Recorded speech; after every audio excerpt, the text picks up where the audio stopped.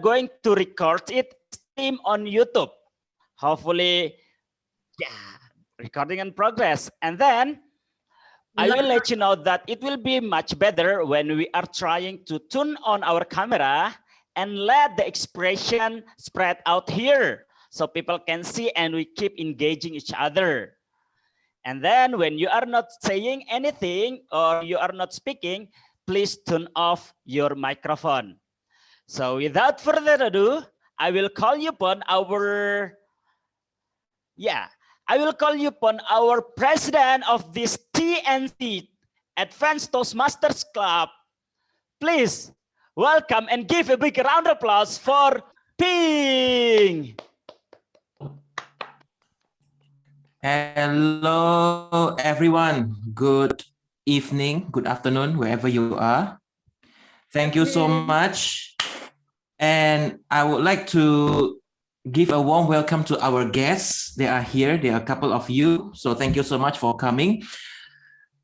My connection will be a little bit spotty because there's a lot of things going on at the moment with the provider. Thank you so much. I hear double echo, so is it just me? Clear. Okay, awesome. So I'm using my mobile right now, so hopefully everything is okay. So thank you so much. And if there's anything going on, I apologize. So with that, I would like to thank all of you for coming to our Trainers and Coaches Advanced Toastmasters Club regular meeting. And today is also a very special meeting because we will have our election for our new exco that's going to happen later.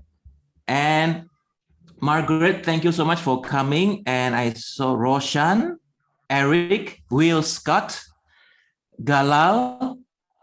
Thank you so much for coming and really appreciate you taking off your busy schedule to join us.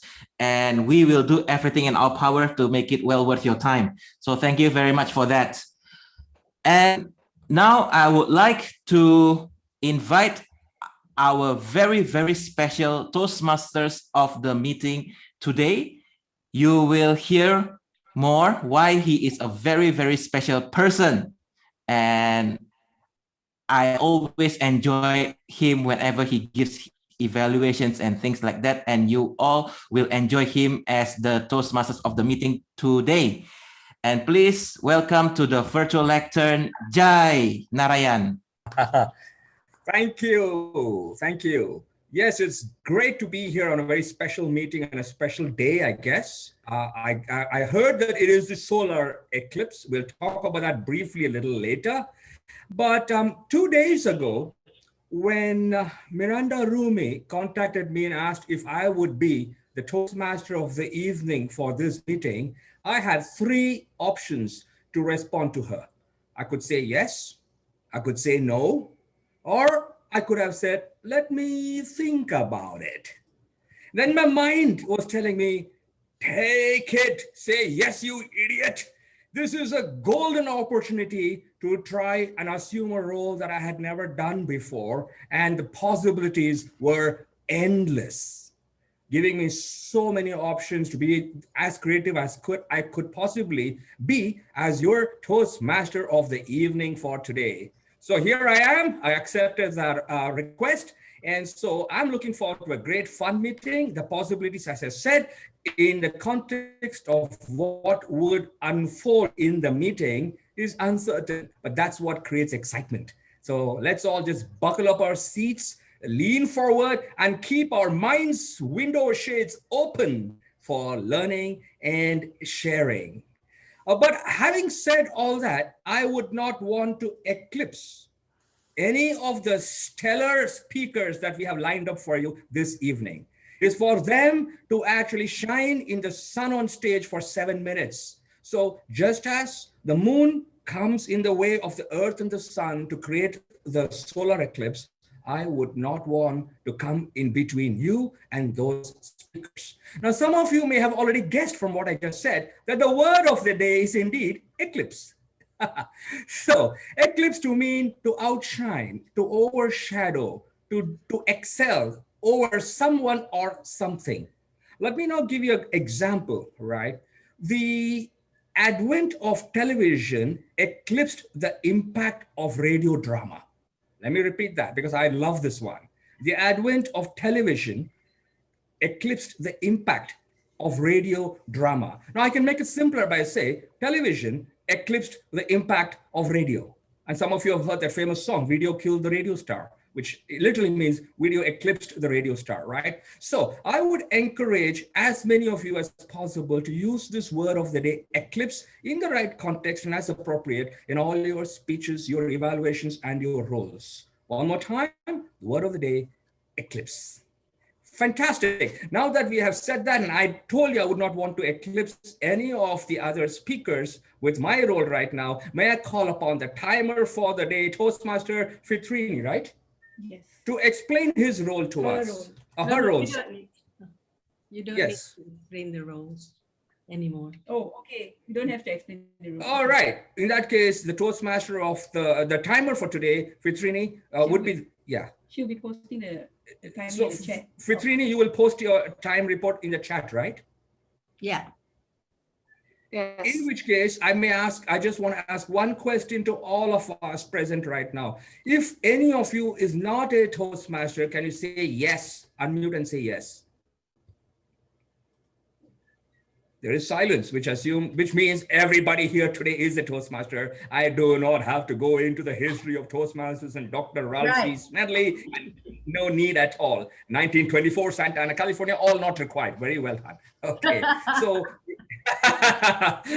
and also all of you are familiar that there'll be 3 parts to this session today, and we're going to start off with the prepared speeches or the project speeches, which will of course be followed by impromptu table topics, which will be run by a table topic master, and then we shall have the feedback or the breakfast of champions evaluation towards the end. So let's begin with the first part of our meeting today, which is the prepared speeches.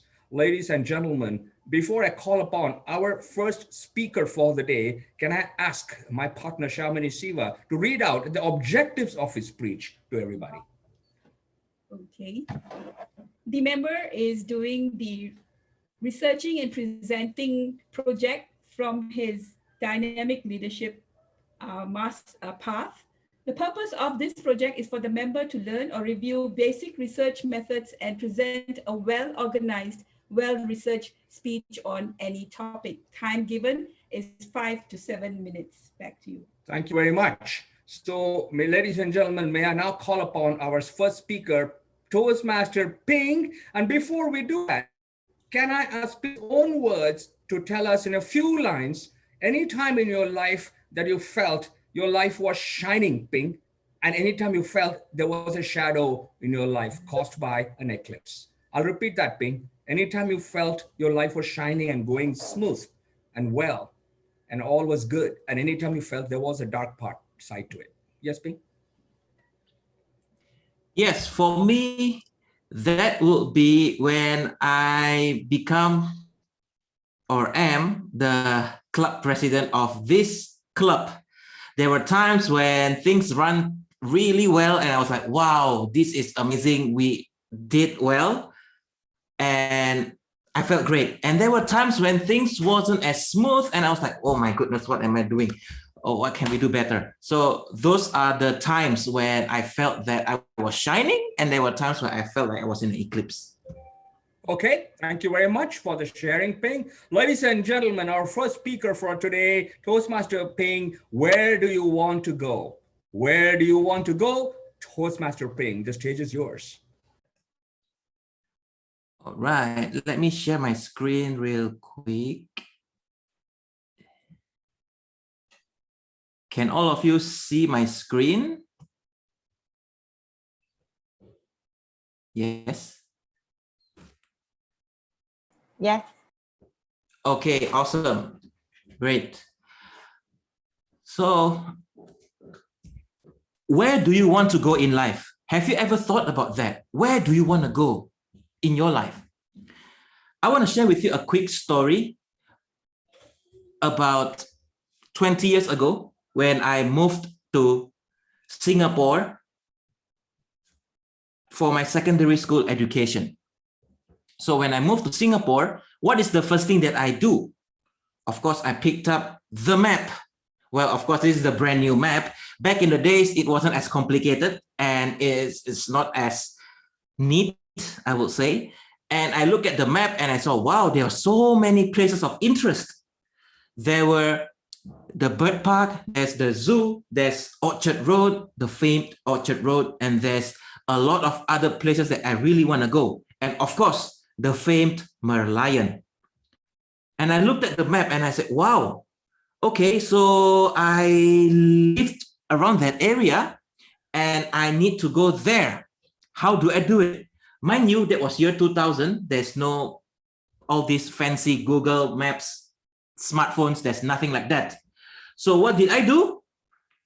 In a landmass of 728.3 kilometers, square kilometers, what did I do? I purchased this, and I still have it with me right now. It's the Singapore Bus Guide. As you can see, it's the new 2010 edition. Okay, so when I read this bus guide, I was like, wow, it's amazing. You have all these beautiful lines, the MRT lines with different colors, and it makes it clear. Okay, so I look at the map of Singapore and I look at my map and I saw, oh, so this is the nearest MRT station. So if I reach there, I can go to that place. Singapore is small, smaller than Bali, should be okay. So I landed and I got lost, obviously. So I look at the next best thing, which is the bus. When I look at the bus, wow, look at it, so beautiful. It's colored and different fleets has different routes and things like that. Wow, it's beautiful. And of course, it's color coded to your convenience with all the numbers and things like that. It's like the yellow pages. Everything, it was really, really complicated. And I got lost all the time. Every single day, whenever I want to go to a new place, I always got lost back in the days. And of course, when you are lost, what did you do? You ask for help. You ask people for direction. And you say, hey, I want to go to this place. Where is or how should I go there? And this person say, okay, you went to that place. Take that bus, number 85, for example, and then 6 stops later, you go down and that's it. And that's what I did. I counted the bus stop. Oh, that's bus stop number 1. Oh, that's bus stop number 2. That's bus stop number 3, all the way until number 6. And I press the button and go down. And lo and behold, that is the place that I want to go. And I did that for maybe 4 years. And mind you, I still don't have internet. I still don't have smartphones and things like that. Then I moved over to the Bay Area. 4 years later, I moved to the Bay Area, and Bay Area is 18,040 square kilometers, which is approximately almost 25 times the size of Singapore, with very inconvenient public transport. There's not many bus that travels from one city to another. Most of the time, it's one county. So from one city to another, no chance. You have to go. I still remember now if you take the public transport from where I live to San Francisco, for example, it took you 4.5 hours by public transport. Okay, so this is where approximately that's where I lived. And of course, when you want to go, when you arrive in San Francisco, what's the first thing you see? You want to see, of course, over there. And what is that? The famed Golden Gate Bridge. I really want to go.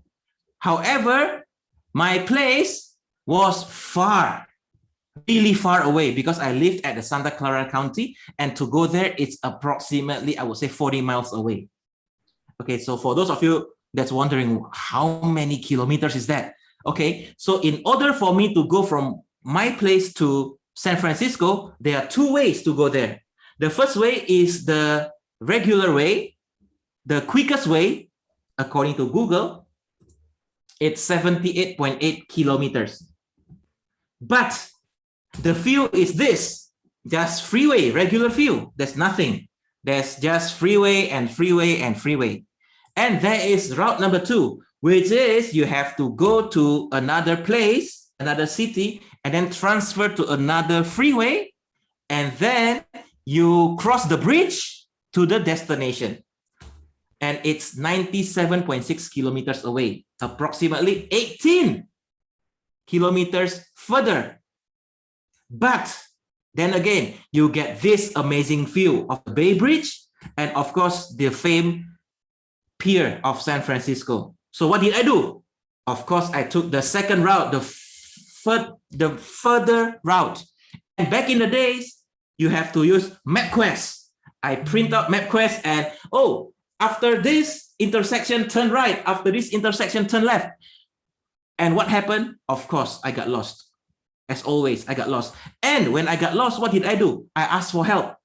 You know, back in the days, everything is pen and paper and MapQuest. Now, and then after that, you have the GPS handheld. And then after that, with the technology, you have everything on your smartphone. Why I give you this story right now? Because in order for you to go from where you are to where you want to be, you need to know where you are right now. Where do you want to go? And what you need to do to get there and how to get there. The moment you know this, it becomes clearer. Options are open and you know, okay, I need to go this way. Oh, this is the option. Let's go that way. Okay. And of course, everybody think about New Year's resolution. In order for me to go from where I want to go to where I want to be, let's wait until New Year's to change. And of course, 80% fail. 80% is backed by research that 80% fail during New Year's resolution. Okay, so in order for you to do all this, you need to understand there are a lot of methodologies, but I'm going to share only two today, which is the SMART goal setting, which is invented in November 1981, and then it's by George Durant, Arthur Miller, and James Cunningham. I'm not going to share with you what is SMART goal setting all about. You can check it out later. And of course, another one is the GROW model. What is a GROW model? It's created by this person, Graham Alexander, Alan Fine, and Sir John Whitmore. And it's all about decide where you are going, which is the goal, and establish where you are right now. And then you form a path to get there. It works not only in driving to destination, it also works for your life. And of course, in order for you to go from where you are to where you want to be, the best to ask is by the 5W and 1H, which is the when, where, how, why, what, and who. The moment you ask these questions to yourself, the options will be open and everything will be clear. And I want to use the wisdom by my son is take the leap. I know it's difficult. I know it's scary, but take the leap and jump, because the journey it might be arduous, but the destination is worth it. Thank you very much, everybody. Wow. Thank you so much, Toastmaster Ping. You know, there is a Japanese proverb which goes, Isogaba Maware, just two words, Isogaba Maware, which means when you are in a hurry, you will take the long route. So I liked your speech for two simple reasons personally, which is, Ping, you took me back 30 years in my life down memory lane to when I visited San Francisco.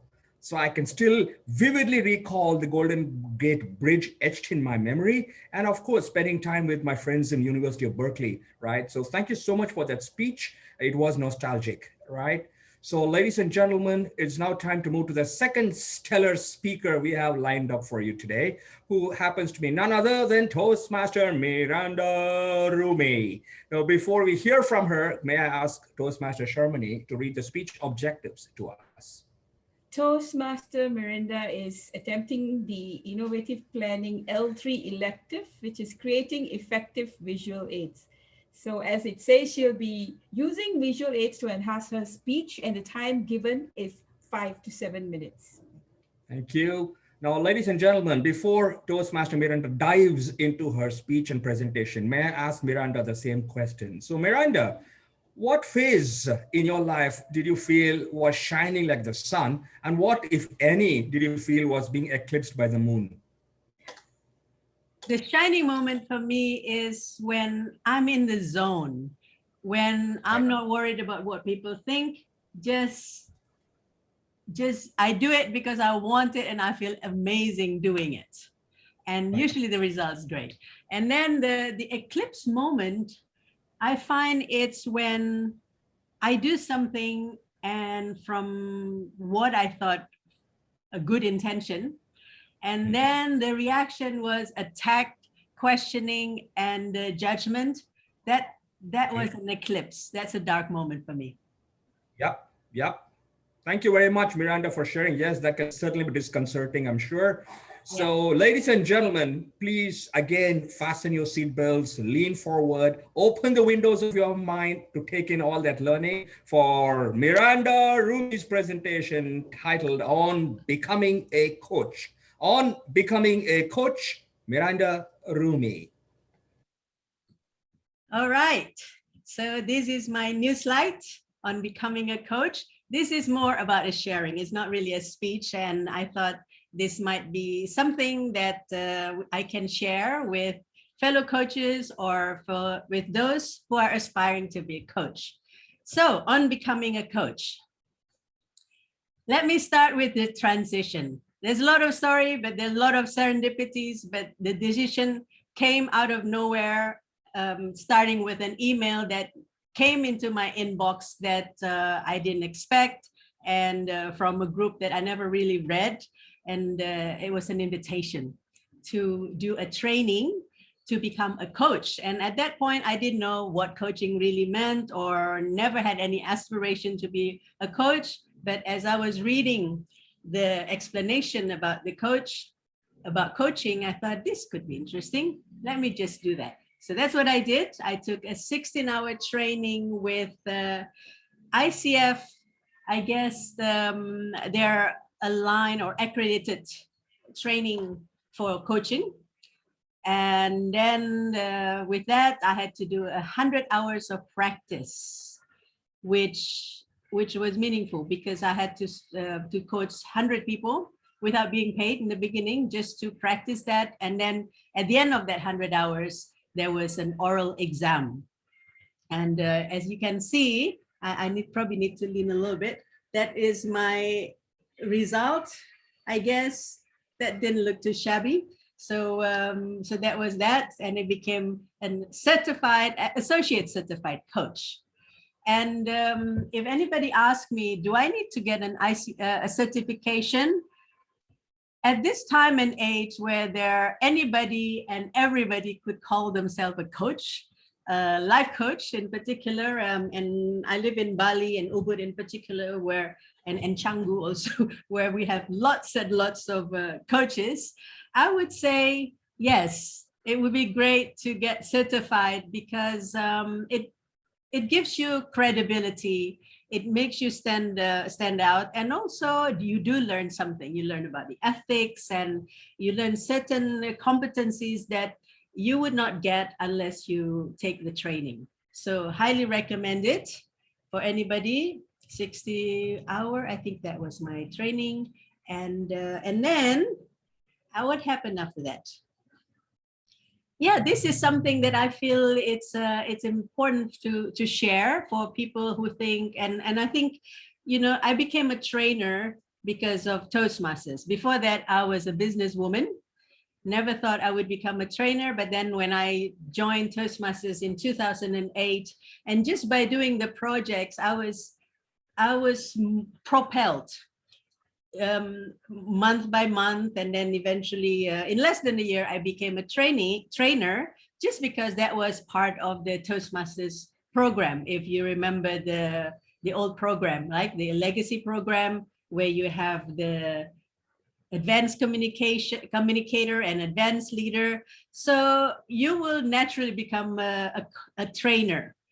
So yeah, I really enjoyed that, you know, because before that I was pure businesswoman. I was not coaching, I was not speaking, and the chance to be able to reach out to a lot of people and to help change people's life in a greater number because before that I was a shoe designer, I was a jewelry designer, and I did export shoes and stuff. But when you only please one person, make them very happy because they look better, they look great, it's very different. And Toastmasters gave me that, the opportunity to influence and change more people's life, or inspire them, with knowledge or with your experiences. So I got hooked on that, hooked on teaching, on training. And so now the approach between trainer and coach, and I'm doing both, so I love both. But when you train, you are talking to many people. And while coaching is like one person, it is like, imagine if you're invited to a house and there's a party, that's how you are in training. But being a coach is like being invited to the bedroom, because they want to talk about something very personal, very secretive, right? So there is like a difference in trust and in responsibility, because now you're like, this is how I feel when, as a coach, I feel like I get to see their soul. And that is such a privilege. And as a trainer, I don't have that. I just come and give them an information, and then it's up to them how to take it. But with a coaching, it's very, very personal. It's very, like, I feel like I'm being a steward of something so precious, somebody's soul that I have to take care of very carefully. Ooh, it's already green. My God, I need to rush a little bit. So the competence is, well, I guess the outcome is also different. As a coach, you are like you usually ongoing, but while as a trainer, your relationship kind of like finish after the training. And the competencies that I find very useful for coaching is, of course, listening, the ability to ask questions, and the most important one is to be able to hold the space and create safety for the coachee. And the journey, all right, this is just going to be very quick. In the beginning, I remember being, I still have to look at the manual, or, like, what are the steps? I have to do this. And sometimes in the middle of that, in the middle of the practice, I would think, oh, what should I say now? What should I do? And then I remember feeling the fear, because I was not very confident at that moment. But I guess with practice, and then it comes to a place where you just know what to say next, even if it's a new situation, a new issues, you just learn that. And then the competence comes even after that, when you know that your approach or your steps work every time. So that for me is the phases of the journey of becoming or being a coach. And this was my first poster. I start working with a company like a what's it called, like a spa, and so I tagged with them. So I was not doing that privately. I mean, I do the coaching, but then I, like through their marketing. And that's how I became known. And then people start asking me to work for their company. And then from that, I gained names or reputation. And then I start doing a more private thing. And so making a living, I'm going to go over time. Do I have the permission to do that? Because this is the questions that a lot of people ask me. But if not, I can, yeah, okay, I'm going to make 1 minute extra time in here. So branding and promotion, I don't do any of that. And I don't do any social media and any promotion. And I would credit that to my faith. Somehow I get people recommended to me or referred to me, and somehow they come to me. And if I look back, I'm pretty amazed that even without any marketing, without any social media, I I make such a great living out of it. But that's, I think, it's up to you whether you want to do that. But I think if you can develop your faith, just work on honing your skills, honing your competencies, your clients will find their way to you. I really believe that. Okay, what to charge? You guys want to know that? All right. Yeah, what to charge is you charge as you are comfortable. I think if you try to charge a lot just because you think people charge a lot of money and you feel like, okay, that's how much you charge, but you're not quite ready for that, you're going to feel conflicted. You're going to feel so much pressure and so much stress, because if you charge higher than what you are comfortable at the moment, you feel constantly feeling like you have to meet people's expectations, and that gives you a lot of stress as you are doing that. So it's not a good way to do that. So charge, and then as you gain followers or gain the reputation, you can charge more as you grow yourself as a person. But it's very important that you grow inside as a coach, otherwise you would not be able to grow your success as a coach.